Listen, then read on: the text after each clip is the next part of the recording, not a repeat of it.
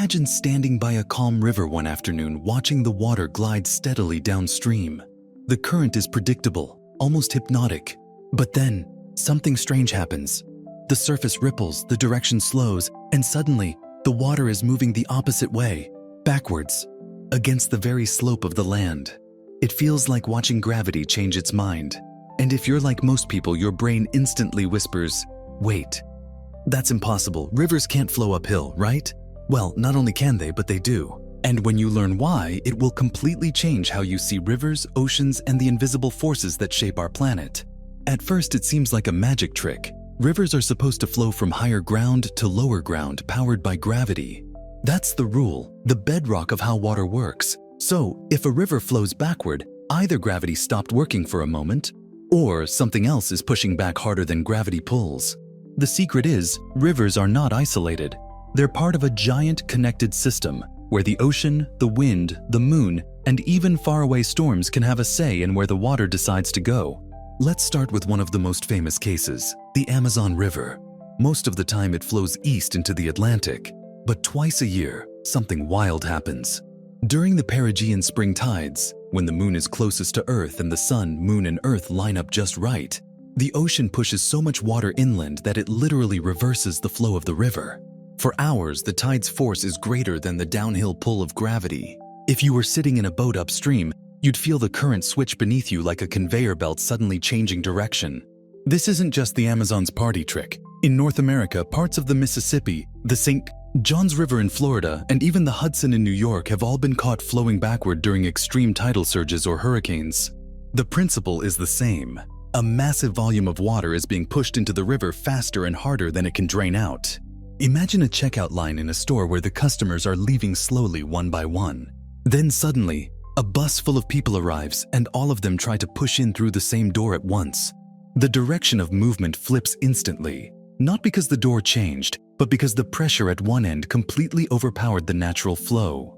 In nature, that bus of water can come from multiple sources. Tides are the most predictable culprit. Storm surges, caused by powerful winds during hurricanes or cyclones, can pile up seawater at the mouth of a river and shove it inland for kilometers. Earthquakes under the ocean can trigger tsunamis, which, though rare, are capable of pushing rivers backward as they race toward shore.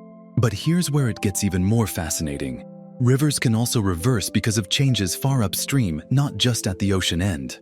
Heavy rainfall or sudden snowmelt in one branch of a river can send a surge of water into a smaller tributary, forcing it to temporarily run the wrong way. It's like a traffic jam where the side streets get flooded by the main road.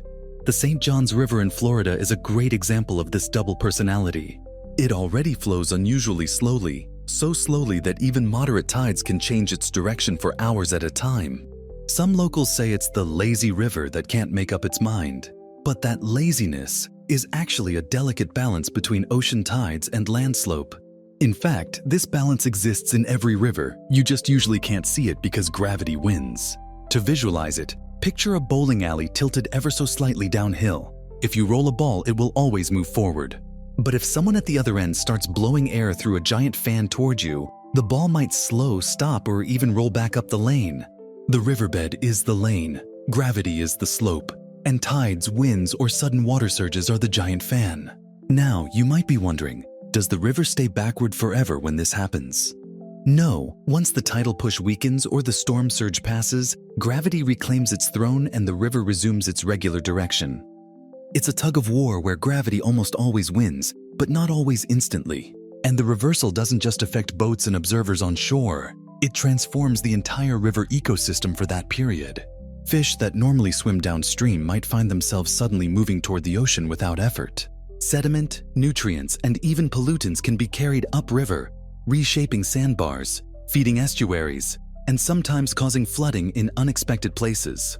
In some ancient cultures, a river flowing backward was seen as a bad omen, even a supernatural warning.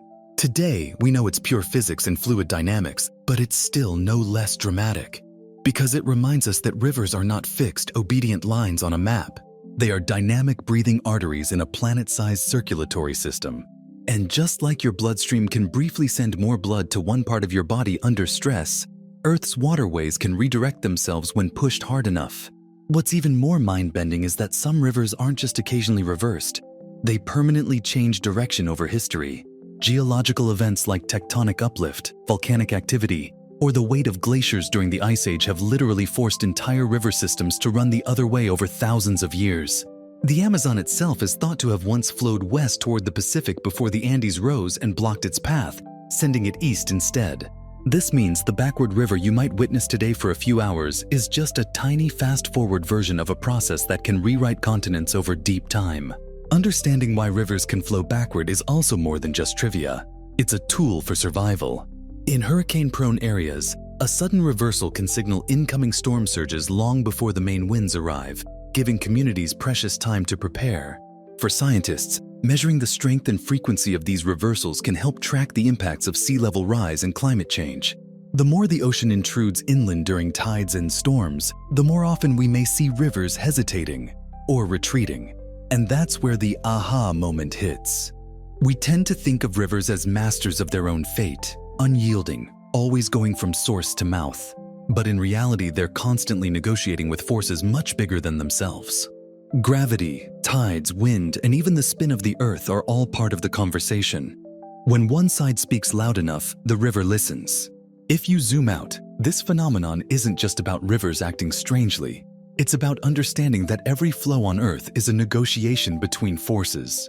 We think of water's journey as one way, but it's really more like a conversation between the push of gravity and the pull, shove, or even gentle persuasion of other influences. And one of the biggest players in this conversation is the moon. It's almost poetic. The moon, hanging silently above us, is strong enough to move entire oceans. When tides rise in coastal areas, that same bulge of water doesn't just stop at the beach. It creeps inland, filling bays, estuaries, and the mouths of rivers. If the river's slope is gentle and the tidal range is large, the incoming tide can run so far up the channel that it flips the current entirely. That's why rivers like the Thames in London are technically tidal rivers for long stretches inland. The effect is so predictable that in some places it even has a name: the tidal bore. This is when an incoming tide forms a visible wave that travels upriver, pushing against the current. In China's Qiantang River, the tidal bore can be several meters high and move faster than a sprinting human. Imagine standing on a riverbank and watching not just a reversal, but a wave rolling inland, carrying the ocean upstream. It's like the planet is reminding us who's in charge. But it's not just the moon, it's storms too. When a powerful storm system approaches, strong winds can push seawater toward the coast in what's called a storm surge. If that surge arrives at high tide, the effect is magnified, and rivers at the coast can find themselves overwhelmed, their water shoved back toward their source.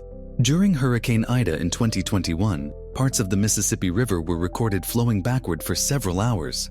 Instruments didn't just show a slowdown, they showed a complete reversal, with water rushing upstream at speeds over a mile per hour. Think about that.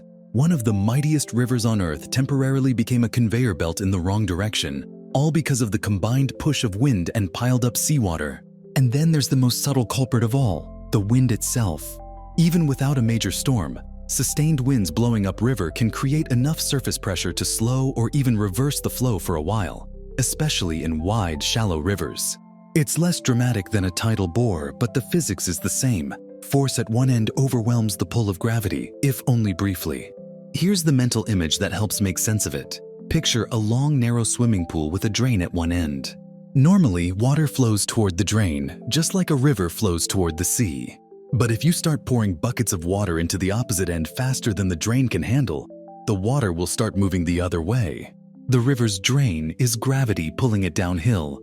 The buckets are the tides, surges, rainstorms, and winds that can change the balance in an instant. This balance is fragile. In many low-lying coastal cities, rising sea levels are making river reversals more common and more dangerous.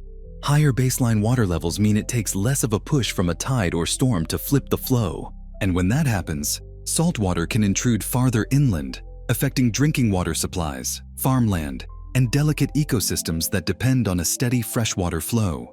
That's why scientists pay close attention to these events, not just as curiosities, but as early warnings. But let's take a step back to the aha moment here. Rivers flowing backward seem bizarre because we grow up thinking of them as fixed and reliable. In reality, they are dynamic systems in constant negotiation with their surroundings. Gravity is a powerful force, But it's not a dictator. It's more like a team captain who can still get outvoted under the right conditions. And that's the real takeaway. Nothing in nature operates in perfect isolation. Just like your heartbeat responds to exercise or stress, rivers respond to tides, storms, winds, and even the shifting shape of the land.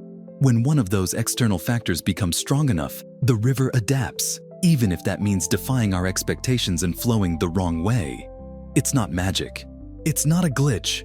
It's the planet, flexing its muscles in a way that we can actually see with our own eyes. And next time you're near a river, remember, what looks calm and predictable is actually a finely balanced contest of forces. Most of the time, gravity wins. But every so often, the ocean, the wind, or the sky itself gets a vote. And for a few hours, the river answers to a different master. So the next time you hear that a river has started flowing backward, you'll know it's not just a freak occurrence. It's a signal. A story about the invisible tug of war happening all around us. And if you enjoyed uncovering that hidden story, hit like, share this with someone who thinks rivers always behave themselves, and subscribe to How It Actually Works for more keys to unlocking the science behind the world you thought you knew. Because once you start seeing how things actually work, you'll never look at them the same way again.